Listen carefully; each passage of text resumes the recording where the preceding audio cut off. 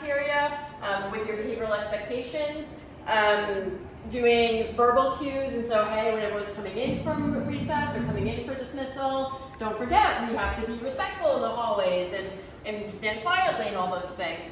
And doing this in or before settings where problem behavior is likely, right? We might not have the data to know where this is happening, but anecdotally, we know where the issues are, right? We can all say that it's probably at bus dismissal, or it's at recess, or it's in the cafeteria where it's just loud because the room is loud. So we know anecdotally where these things are happening. So where can we make sure that we are prompting more often? Where are we making sure we can put more signs to make sure this is happening? So where do you think we need to do pre-corrections? Oh, I took that out last time. So where do you know you need to do pre-corrections or prompting? All the places I just said, places we discussed yesterday. So prompting is reminding them. Pre-corrections include verbal, behavioral rehearsals, demonstrations of rule following. That was one of my favorite. Like, look what I'm doing, this is how you walk, because some kids don't literally know how to walk with their hands down or with their hands to themselves. They want to be touching the wall, they want to be, hanging out with their friends in front, and so they might actually not understand what they're doing, and they need that verbal cue from their teacher. And socially appropriate behaviors that are presented in or before settings where problem behavior is likely. I just want to point out, because you mentioned like just to touch the wall. Yeah. There may be some kids that need that. And that might ground them, right? That might ground them, yeah. Right? So, then we're looking at a different tier. Yes. But and that, keep that in mind about. Yeah. And that talks about that equity and equality, right?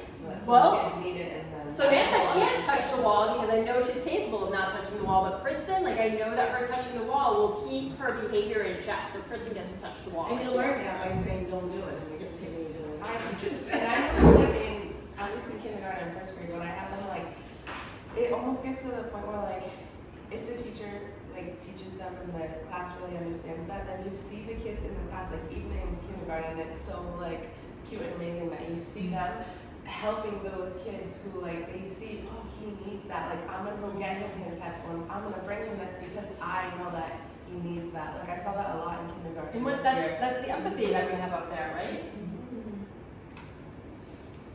Do you see prompting happening already by teachers? Do you have posters that already prompt behaviors at all? Okay. Yeah, Some. In the classrooms, but not outside. Not the. But you're talking about the pictures, right? Yeah. Is that what you're saying? No, so prompting would be pre-teaching, before they do something. Well, prompting can be visual cues or actual verbal cues. So there may or may not be signs depending on where you are. So the next question is, do you see teachers verbally prompting? Do you verbally prompt? How do you get your fellow teachers to verbally prompt? Modeling. Doing those videos, putting them on the Google folder, this is what prompting looks like in these situations. Do you guys prompt in your classrooms? No, you're all nodding, but none of you can give me an example. That's interesting. Tell me more. Calling out the positive behavior. Yep. Reminding everybody. Show me what it looks like to. Yeah, one of the things that, and I don't necessarily completely agree with this, but it's a real basic prompting is, if you show me that you're ready, you can line up. What does it look like to be ready? It looks to be ready by sitting quietly with your hands on your desk or whatever, right? And then they can line up. Maybe not the best example, but that's a pretty basic example that I hear a lot of people use, whether they've been trained or not. So, define, almost done. Teaching, we're working through that. Prompting, we're going to figure out how to make sure our teachers are prompting more. Next is monitoring. This one is active supervision, really, but it can be a little bit more. So moving around, scanning, and interacting with students. If you're in the cafeteria, how many lunch dates do you have? And you're just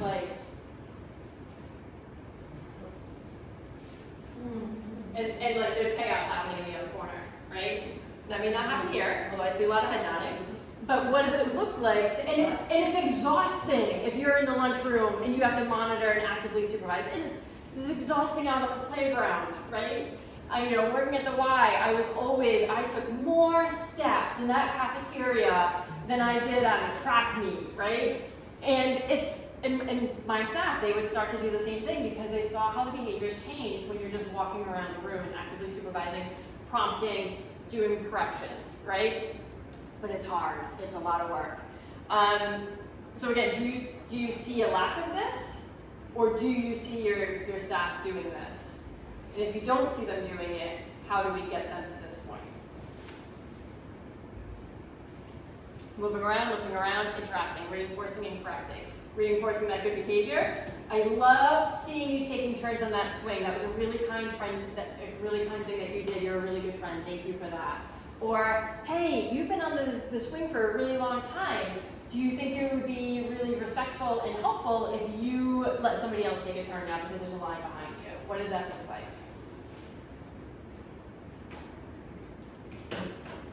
Monitoring dismissal. Like, these are just exhausting times. And they're exhausting because they're chaotic.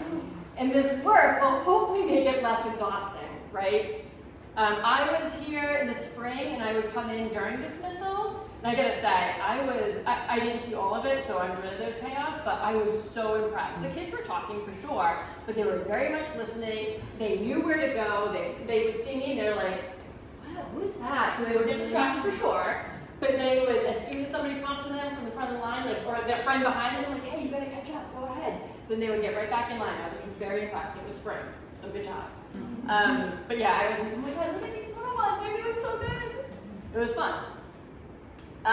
So we want to monitor. The monitoring and prompting and doing all these things is only as important as what we can evaluate. What's the saying, Samantha? If it's worth doing, it's worth measuring? Yes. It's something like that. So are the rules being followed? Who, what, when, where are the errors occurring? Are lessons being taught as designed? We talk about that no, not a buzzword, a trigger word, right? What's fidelity? Is a trigger word here, so we gotta be careful with that. So do you have any ways to evaluate this? What data, and you do have some, I know you have some, so what do you think you have for evaluation data for these types of activities? What data do you have? Well, if you use community schools, not that it gives the assessment, but it's almost like exit tickets, so to speak. So you would have observable data. You would also have, it's not even work completion. You would be able to look at participation. You would be able to look at feedback based on the activity. So it's more of an informal data to see. So you can monitor the kids' understanding of that? And then at the end, when the activity is done, look at it as it's from an exit ticket point of view. And like Tasha was saying, when you get into common planning time, looking at that to say, hey, is this working? How are your kids, what did you get for feedback versus what I'm getting for feedback? I'm also thinking about like making buttons for each of like the different words that we do, and then like so when the student almost like exhibits what we could consider mastery of that, right? Where they could then become like an expert in it and be like an ambassador of teaching, like whatever one it is, that they earn like that badge almost, right? So like. So you can evaluate by how many kids have badges. You can keep track of that. I don't know. I just made that up right this minute. So what data do you currently have? What practices do you currently have? So I've said one of them. Your BIMIS, BMIS, your universal screening data. How many of you, how often do you do it? 3 times? 3 times? At least twice probably. At least twice, but I think we did 3 this year. So how many of you look at it?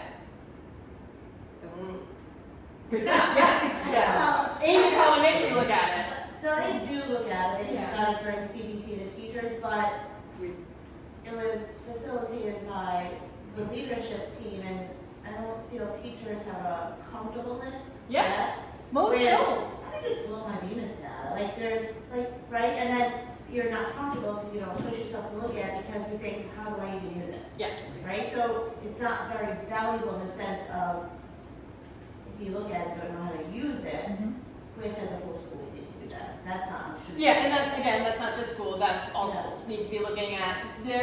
One of my sadly favorite sayings is schools are not data poor, they are information poor. You have more data than you will ever need, ever. You do not need more data. You need to use the data that you currently have. So universal screenings, and you guys, your fifth graders might do second. Do you do second here?